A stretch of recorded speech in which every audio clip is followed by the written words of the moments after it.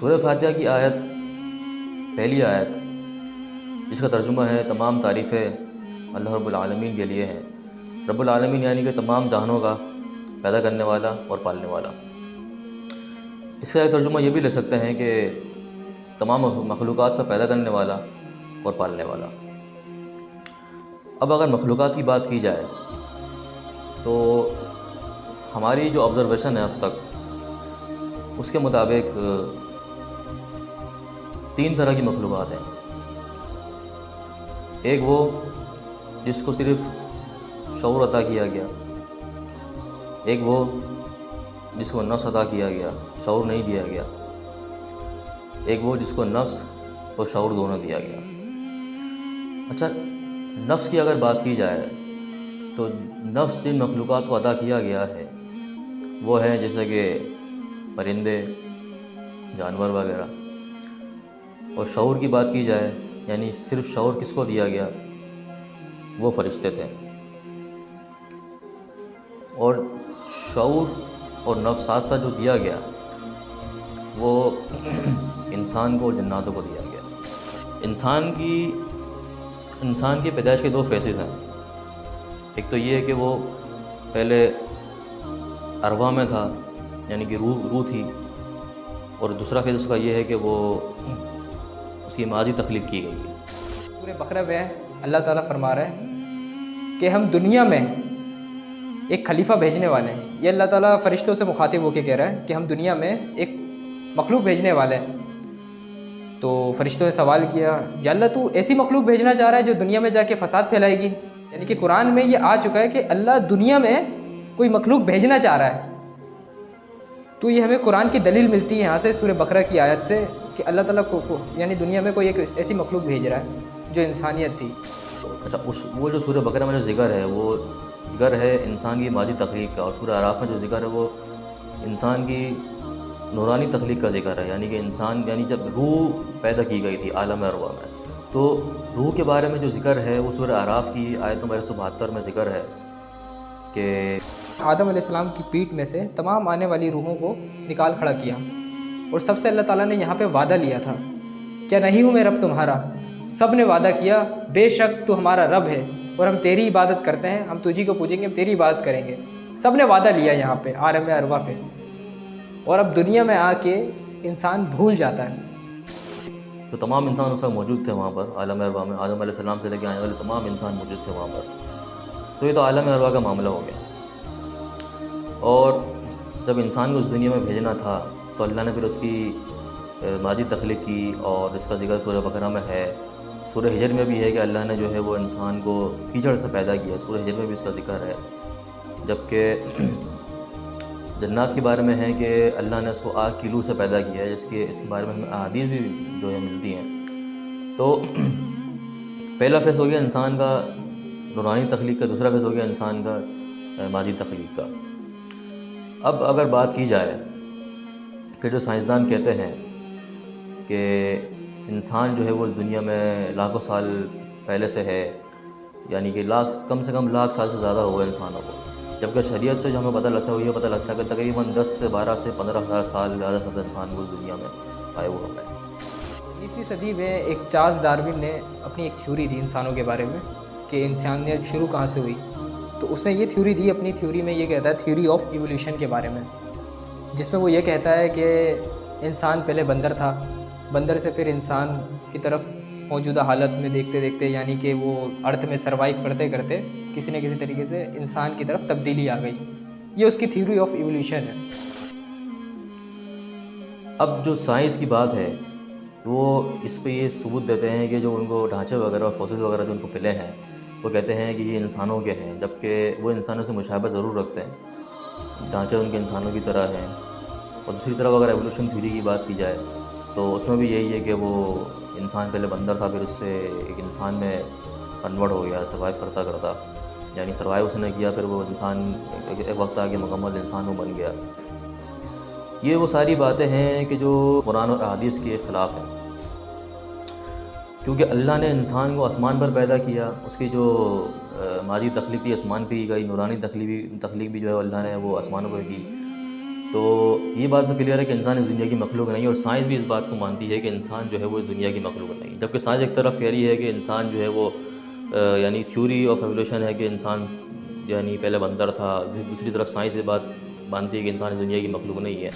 ابھی گزشتہ دنوں میں ایک مسلم شخص نے دین اسلام سے چھوڑ گیا۔ وہ کیوں چھوڑا اس نے؟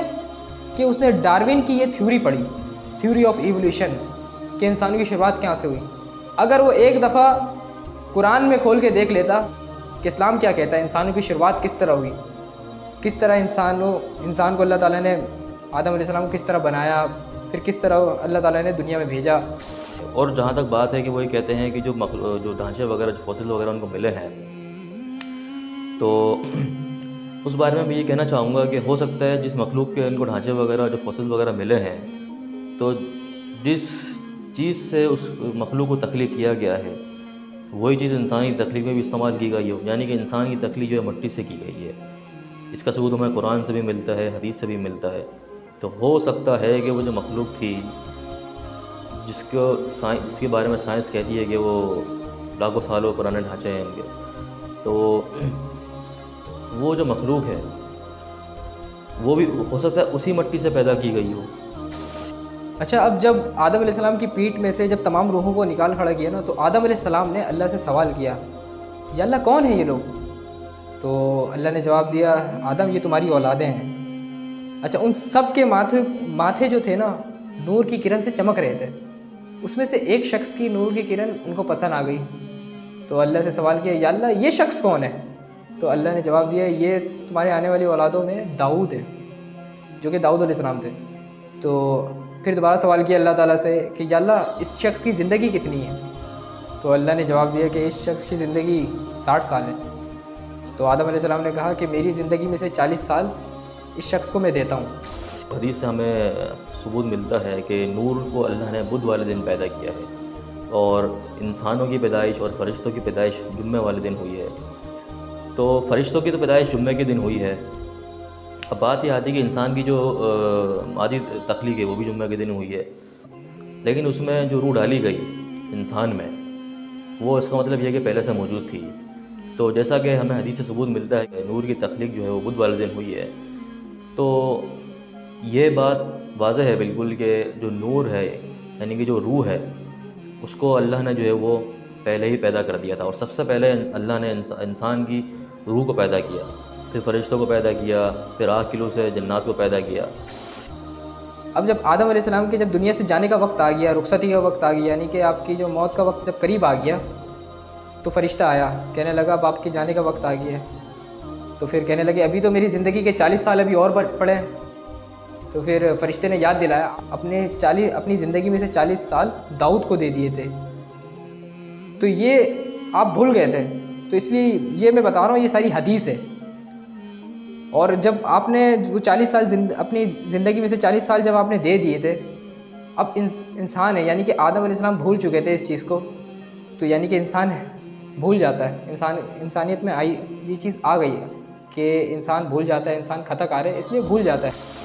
بہرحال انسان میں ایولیوشن ہوئی ہے، اور ایولیوشن اس اعتبار سے ہوئی ہے کہ انسان جو ہے وہ پہلے بہت لمبے ہوتے تھے، اس کے بعد پھر ایولیوشن ان میں ہوئی، اور پھر آہستہ آہستہ جو ان کا قد چھوٹا ہوا ہے۔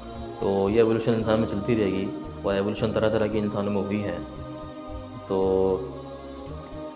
انسان کی جو مٹی سے تخلیق ہوئی ہے، یہی وجہ ہے کہ کچھ انسان جو ہے وہ گورے ہوتے ہیں، کچھ کالے ہوتے ہیں، کچھ جو ہے وہ سانولے ہوتے ہیں۔ اچھا، اب جو یہ شخص ہے جس نے اپنا دین اسلام چھوڑ دیا صرف ڈارون کی تھیوری کے چکر میں، ایک دفعہ قرآن کو بھی اتنا تحقیق کر کے پڑھ لیتا تو اسے بھی مل جاتا، بہت کچھ ملتا، قرآن میں تحقیق نہیں کرنا سمجھا۔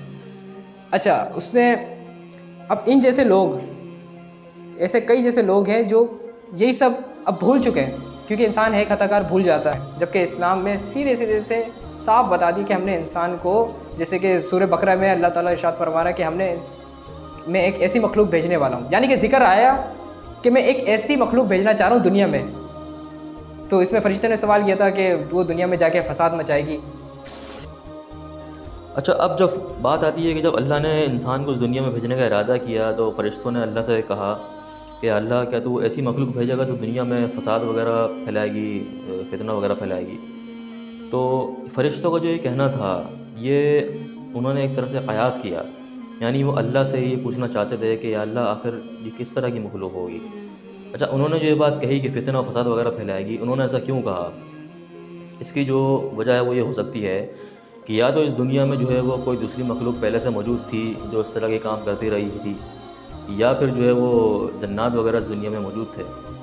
اب جو زیادہ مطلب معتبر ہے قول اس حوالے سے وہ یہ ہے کہ جنات اس زمین پر انسان کے آنے سے 2000 سال پہلے اس دنیا پر موجود تھے، تو وہ فتنہ وغیرہ پھیلاتے تھے، فساد وغیرہ پھیلاتے تھے اور برائی میں ملوث تھے۔ تو اللہ نے جو ہے فرشتوں کے لشکر بھیجے اور ان فرشتوں نے جو ہے ان کو مار مار کے جزیروں پر جانے پر مجبور کر